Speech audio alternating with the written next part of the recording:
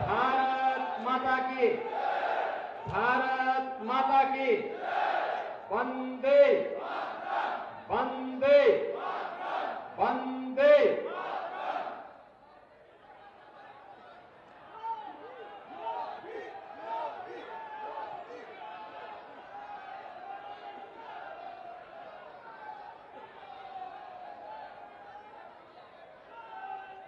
दो 2024 के लोकसभा चुनाव के लिए आयोजित भरतपुर की आज की इस जनसभा में मंच पर उपस्थित भारतीय जनता पार्टी राजस्थान की प्रभारी सम्मान्य श्रीमती विजया रहाटकर जी, भारतीय जनता पार्टी के लोकप्रिय प्रत्याशी और पूर्व में 2004 से 2009 के बीच लोकप्रिय सांसद के रूप में संसद में हम एक साथ कार्य कर चुके हैं और आज फिर से लोकसभा की भरतपुर की प्रतिष्ठित सीट पर भारतीय जनता पार्टी नेतृत्व ने उन्हें पुनः प्रत्याशी बनाया है। ऐसे श्री राम स्वरूप कोहली जी,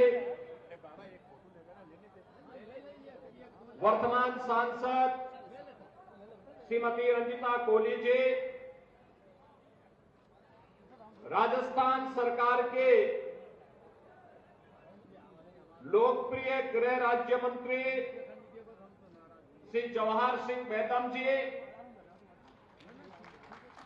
प्रदेश मंत्री भूपेंद्र सैनी जी, संभाग प्रभारी हेमराज मीणा जी, दीनदयाल कुमावत जी, भारतीय जनता पार्टी के जिला के अध्यक्ष श्री मनोज भारद्वाज जी, डॉक्टर शैलेश सिंह जी, गोवर्धन सिंह जादौन जी, माननीय विधायकगण श्री बहादुर सिंह जी, सुश्री मौसम चौधरी जी, श्रीमती रितु बनावत जी, श्री रमेश सिंह जी, महंत बलबीर दास जी, सभी पूज्य संतजन और भरतपुर के लोकसभा क्षेत्र के बेर विधानसभा क्षेत्र में उपस्थित मेरे सभी उपस्थित बहनों और भाइयों, आप सबको राम राम सा।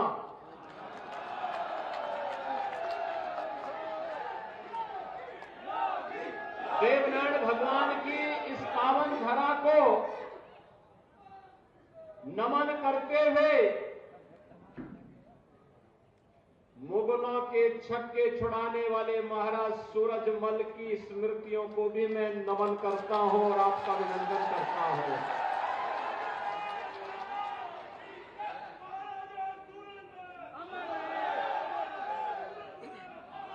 हम लोग कितनी समृद्ध विरासत के उत्तराधिकारी हैं। महाराज सूरजमल ने औरंगजेब के छक्के छुड़ाते हुए उसके लाल किले में भूसा भरवाने का काम करवा दिया था। मुगल सेना उनके सामने नाक रगड़ने के लिए मजबूर हो गई थी। बहनों और भाइयों,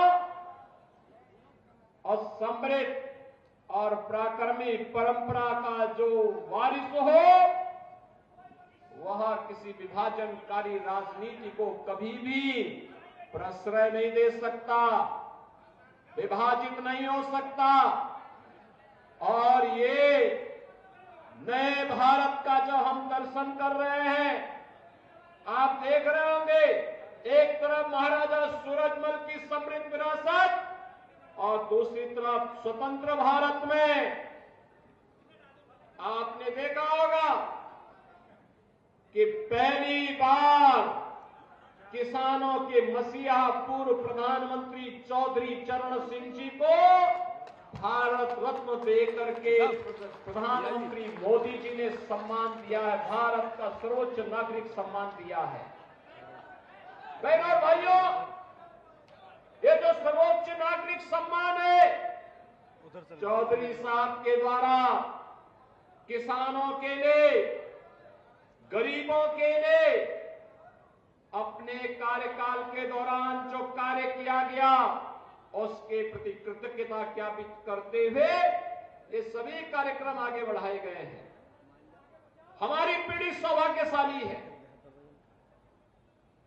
कि हम सब आज नए भारत का दर्शन कर रहे हैं। प्रधानमंत्री मोदी जी के नेतृत्व में नया भारत आज किस कदर दुनिया की एक ताकत बन रहा है, ग्लोबल पावर के रूप में भारत की अपनी एक पहचान बन रही है, ये किसी से छुपा हुआ नहीं है।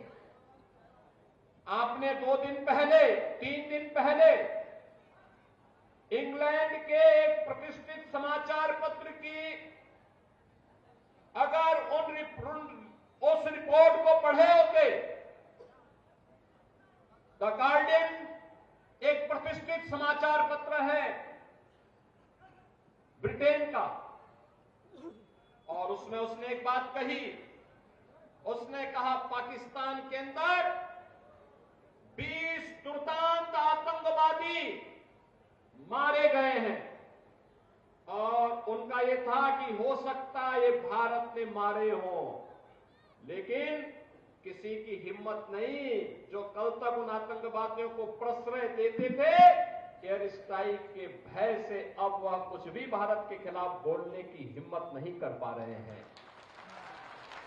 ये नया भारत है। द गार्डियन की रिपोर्ट का और स्रोत का आधार क्या है हम नहीं जानते, लेकिन बहनों और भाइयों, ये नया भारत है, अपने नागरिकों को सुरक्षा देना भी जानता है, अपनी सीमाओं की सुरक्षा करना भी जानता है। और अगर कोई सीमा की सुरक्षा में सेंध लगाने का दुस्साहस करता है तो केवल राजस्थान में राम राम शाह ही नहीं करते, आतंकवादियों और अपराधियों का राम नाम सत्य भी करने का काम करना चाहिए। बहनों और भाइयों, ये नया भारत है। मोदी जी के नेतृत्व में दुनिया के अंदर भारत का सम्मान बढ़ा है। आज भारत का नागरिक कोई भी जाता है, दुनिया के अंदर उसका सम्मान होता है। सीमाएं सुरक्षित हैं, नक्सलवाद, उग्रवाद और आतंकवाद समाप्त हुआ है। 1952 में कांग्रेस ने एक दंश दिया था देश को कश्मीर में धारा 370 के रूप में। यह आतंकवाद की जड़ थी। प्रधानमंत्री मोदी जी ने, गृह मंत्री अमित शाह जी ने आतंकवाद के इस दंश को सदैव के लिए उखाड़ करके समाप्त कर दिया। कश्मीर में धारा 370 समाप्त, पत्थरबाजी समाप्त। अब भारत की सीमाओं के अंदर कोई आतंकवाद को प्रश्रय नहीं दे पाएगा, नक्सलवाद को प्रश्रय नहीं दे पाएगा। नहीं तो कांग्रेस के लोग बेदम रहते थे, कुछ भी नहीं कर पाते थे, घुटने टेकते थे। एक तरफ द गार्डियन की रिपोर्ट जो कहती है कि चुन चुन करके आतंकवादी मारे जा रहे हैं पाकिस्तान के अंदर, दुनिया भी आतंकवाद को बोझ मान रही है। और एक कांग्रेस थी, अपनी सरकार के समय बिरयानी खिलाती थी ना आतंकवादियों को। आप मुझे बताओ कि आतंकवादी मारे जाने चाहिए कि नहीं मारे जाने चाहिए? ये समाज के बोझ हैं, सबकी सुरक्षा के लिए खतरा है। और कांग्रेस गरीबों को भूखों मारती थी और आतंकवादियों को बिरयानी खिलाती थी। ये इनके हाल थे। और मोदी जी तो 80 करोड़ गरीबों को फ्री में राशन दे रहे हैं, पिछले 4 साल से दे रहे हैं और अगले 5 साल तक लगातार देंगे। बहनों और भाइयों, आज जो एक कार्य हो रहा है, चाहे वह सुरक्षा का हो और चाहे वह बड़े बड़े विकास के कार्य, highway, railway, metro, IIT, IIM, AIIMS, जहां हर घर नल की योजना, हर खेत को पानी के लिए प्रधानमंत्री कृषि सिंचाई की योजना। अभी यहां पे विजया जी बोल रही थी और जवाहर सिंह जी भी बोल रहे थे कि सिंचाई की योजना के लिए यहां के माननीय मुख्यमंत्री जी ने धनराशि स्वीकृत की है। बहनों और भाइयों, कोई राज्य सरकार अपने दम पर अकेले नहीं कर सकती थी अगर प्रधानमंत्री कृषि सिंचाई की योजना नहीं होती तो। ये डबल इंजन की सरकार का लाभ राजस्थान को आज प्राप्त हो रहा है। और इसीलिए क्योंकि मुख्यमंत्री के रूप में मैं पिछले 7 वर्षों से उत्तर प्रदेश में काम कर रहा हूं, पार्टी ने मुझे अवसर दिया है, मैं जानता हूं डबल इंजन की सरकार होगी तो डबल नहीं, ट्रिपल स्पीड से हम जनता जनार्दन की सेवा भी कर पाएंगे, सुरक्षा भी दे पाएंगे। और आज कार्य हम लोग कर पा रहे हैं। लेकिन कांग्रेस के समय न नीति थी, न नेता थे, न निर्णय ही हो पाते थे, न नियति साफ थी। विकास के बड़े बड़े कार्य और गरीब कल्याण की तो कोई सानी नहीं। 80 करोड़ गरीबों को फ्री में राशन, 60 करोड़ गरीबों को 5 लाख रुपए की स्वास्थ्य बीमा का कवर। बहनों और भाइयों, 12 करोड़ अन्नदाता किसानों को प्रधानमंत्री किसान सम्मान निधि का लाभ। यहां केवल राम मंदिर ही नहीं बना है, 4 करोड़ गरीबों के घर भी बने हैं। यह भी हमें नहीं भूलना चाहिए। 2.5 करोड़ गरीबों के घर में फ्री में बिजली के कनेक्शन दिए गए हैं और 10 करोड़ गरीबों को फ्री में उज्ज्वला योजना के कनेक्शन भी मिले हैं। 12 करोड़ गरीबों के घर में एक शौचालय भी बना है। नौजवानों के लिए स्टार्टअप और स्टैंड अप की योजना है, उनके रोजगार की योजनाएं, पीएम विश्वकर्मा रोडीओपी की योजनाएं, ये सभी भारतीय जनता पार्टी की सरकार की देन है।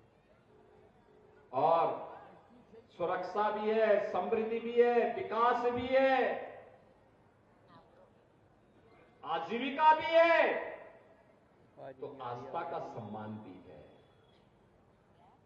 मैं पूछना चाहता हूं, क्या अयोध्या में राम मंदिर का निर्माण एक कांग्रेस के लोग करा पाते क्या? ये तो बोलते थे राम हुए ही नहीं, ये बोलते हैं राम हुए ही नहीं। भगवान कृष्ण के बारे में भी अब मुझे बताओ, भरतपुर के लोग यहां पे हैं, ब्रिजमंडल का भाग है, बगल में मथुरा है, वृंदावन है, बरसाना है, गोकुल है, नंदगांव है, गोवर्धन है, ये कहते हैं कृष्ण हुए ही नहीं।